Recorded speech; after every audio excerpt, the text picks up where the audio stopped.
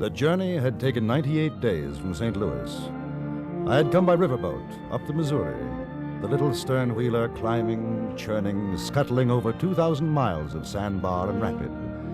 Then into the lonely wastes of another, swifter stream, the Yellowstone, until we finally docked at South Sunday in Montana Territory. My ticket had cost $300, which left me about $50 in my pocket, and a slim hope that there would be a letter at the express office.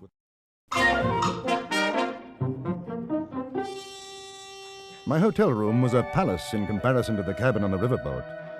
After cleaning up, I went downstairs to the saloon bar in the hotel, ordered a drink before dinner. The place was practically empty, but I wasn't alone for long.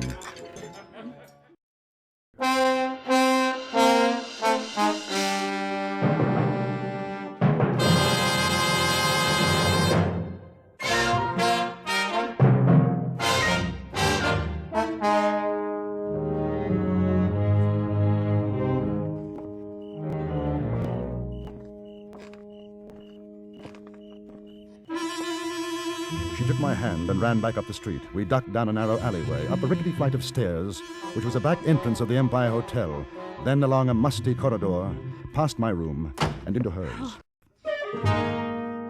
The Shelton brothers and probably two of their chums were out looking for me now, and I was pretty certain of that. I was looking for them, too, but the advantage was on their side. The town was strange to me.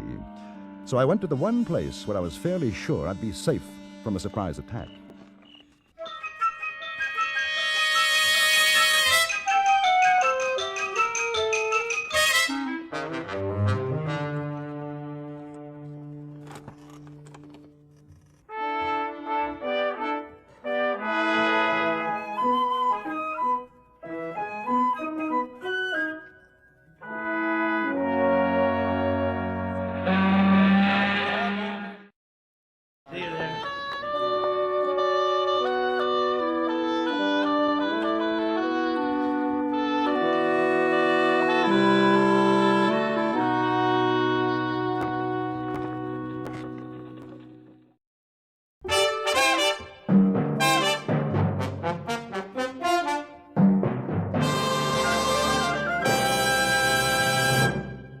Music was composed and conducted by Jerry Goldsmith.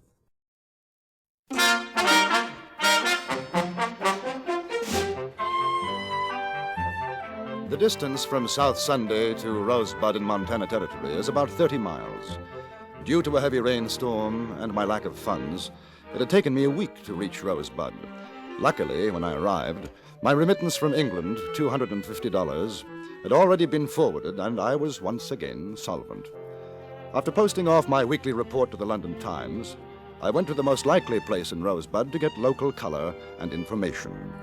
Except for the bartender polishing his glasses and a cat on the bar, the place was quite empty.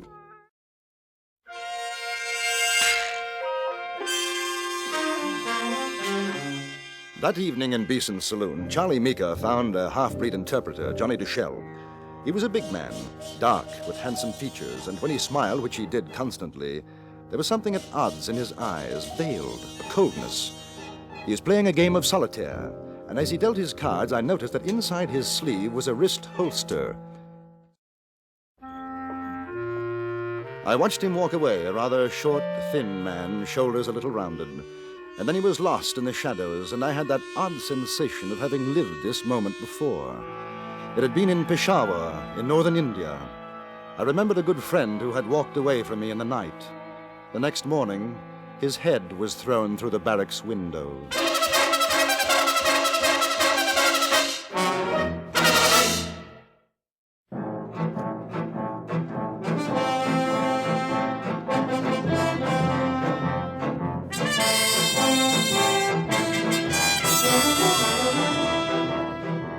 The morning was gray, a bit windy.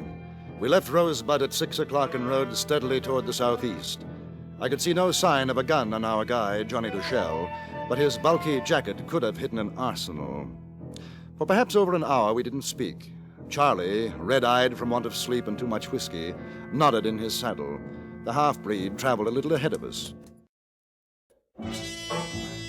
Johnny smiled, turned away, and we rode on. I had the distinct feeling that he knew exactly what he was doing, and we didn't. Another hour passed. If there were more Indians about, we didn't see them. The terrain was becoming more rugged, and when we reached a narrow stream, he made a slight movement with his hand, and a derringer appeared in it. For a moment, I had forgotten his wrist holster. He was standing no more than 4 feet from me, and I didn't move. If you've ever seen what a 41 derringer can do to a man, you'd understand. Then he brought out a revolver from his jacket and backed away a few steps. That was when I saw Charlie at the stream. He had a rock in his hand, his arm cocked back. At the moment he threw it, the half-breed turned and saw him.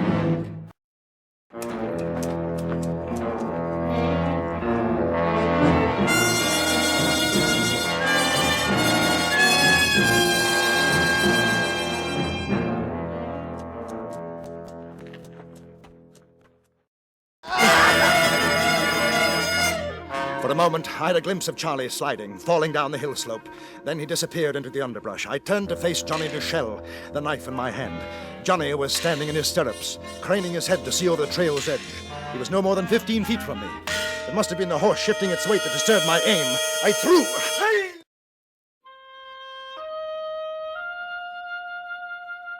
I took Charlie back to Rosebud, to Dolly's place. She had me put the little man on the parlor couch. Then she knelt by his side, took his hand in hers. Charlie boy. This was my play son, mister, like the one I never had. My good, bad boy. Dolly misses you, Charlie boy. Wake up, son. Most of Rosebud attended the funeral of Charles Meeker. I sent the story to his own newspaper, as well as to the London Times. And for Charlie, I decided to stay on in Rosebud, to have another shot at a meeting with Sitting Bull.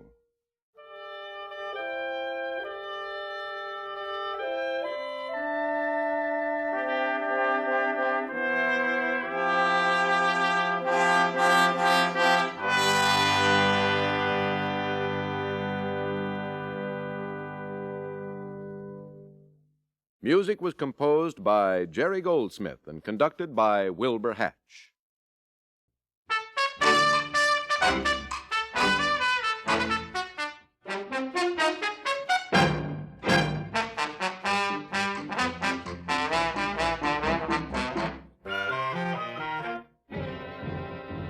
I had stayed in Montana Territory hoping for an interview with Sitting Bull or even Crazy Horse.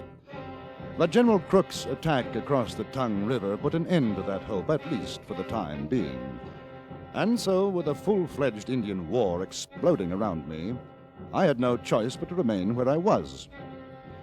The settlement, with a normal population of perhaps 100, had swollen to 4 times that number. The saloon keeper, gambler, and others were doing a thriving business, and the most popular spot in town was undoubtedly a place bearing the rather, sanguinary legend, Jug of Blood.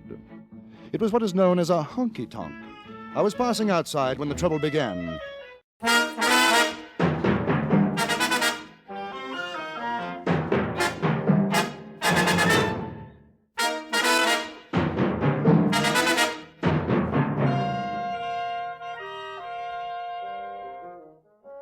There are some men who possess a rather odd sentimentality about pain and death. They don't hesitate to empty a gun into a living body. With clear and shining conscience, they do this deed. But for those same men to retrieve a life, to cut into flesh to do so, that is a different matter. Walleye Smith was of this type. The thought of operating on Bill Bascom offended his sense of delicacy. I didn't know how deeply the bullet had penetrated. I could only guess at its approximate direction. I made an incision.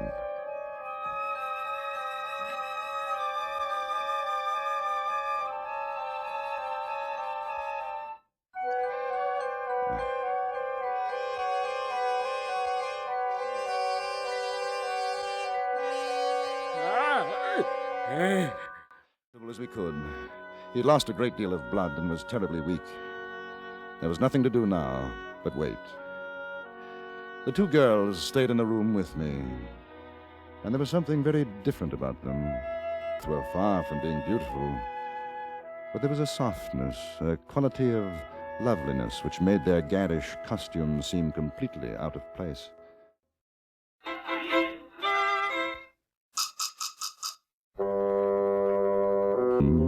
Didn't die. A number of people won money because of it, and a number of others lost.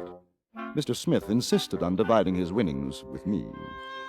During his presentation speech, he was so overcome that not once did he refer to me as a son of a gun, an omission I was happy to overlook.